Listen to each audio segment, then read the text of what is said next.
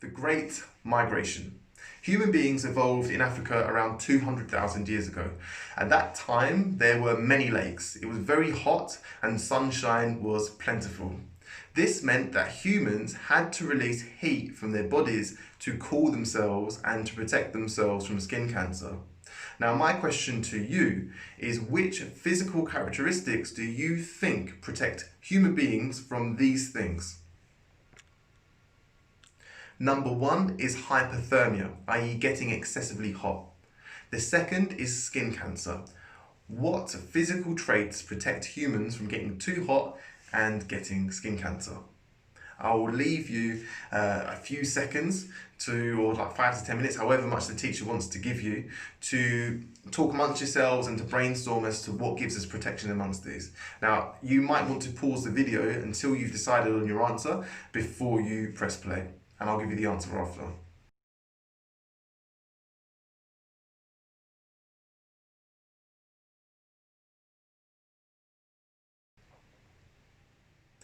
So the answer is that the adaptations that we developed sweat glands to enable us to cool.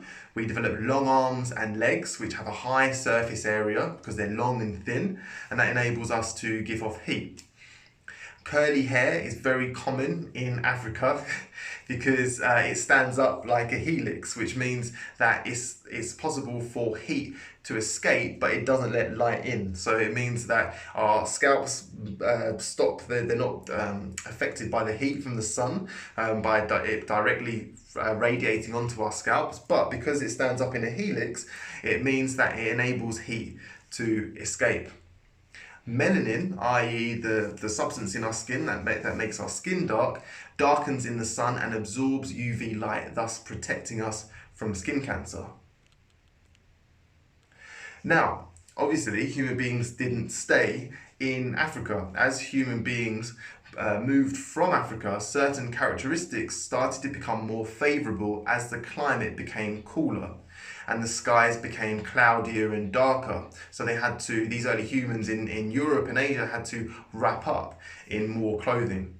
UV light became less plentiful, which is needed for vitamin D absorption and to protect us from rickets, i.e. bending bones.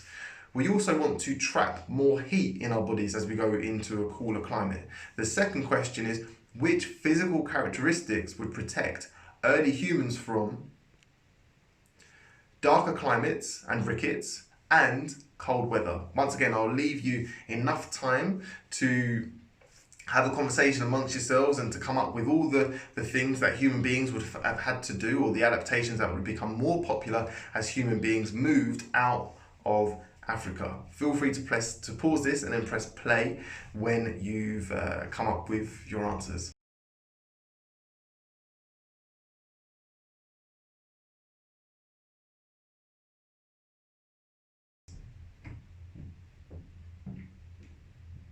So the answer is that human beings, as they moved out of Africa, started to reduce, or the adaptation to produce less melanin started to become more favourable. So those human beings with less melanin started to have more offspring and started to survive more readily. This meant that they could absorb more vitamin D and they were less likely to suffer from rickets. Human beings also started to store fat more readily for insulation. Shorter arms and legs also became more popular to reduce the surface areas, to reduce the amount of heat that could escape into the environment, so the human body could retain more heat. Which is why when we have a look into Europe or into Asia, we start to see shorter arms, shorter legs. We start to see flat hair laying on the scalp to prevent heat from escaping, and we also see lighter skin than in Africa. Now, it wasn't until the climate started to cool that human beings needed to make these adaptations to colder climates, which is why the vast majority of humans remained relatively darker in complexion up until as recent as 8,000 years ago, when northern humans started to migrate southward. The Cheddar Man, for example, is the first British man that we have found, and under DNA analysis, we see that he was actually dark-skinned, although he had straightish hair, but he had also bright blue eyes. The truth is that we are all African in origin. All of our genetics come from Africa. We are all one species. And we can see this via the comparisons which I've laid out. For example, the San tribe in South Africa have a lot of physical similarities to East Asian individuals. Ethiopia, or Northeast Africa in general, and India also share a lot of other physical similarities.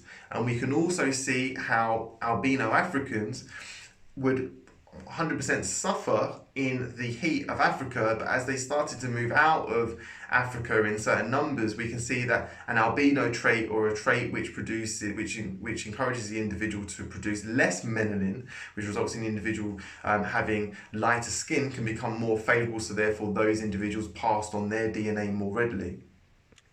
So on reflection, all of our ancestors were black, but different human characteristics have evolved for different groups of people due to the different climatic conditions. My question to you, which I want you to now explore, is there an irony to being racist or derogatory towards another group of people that look different to you, considering that we all have common ancestors?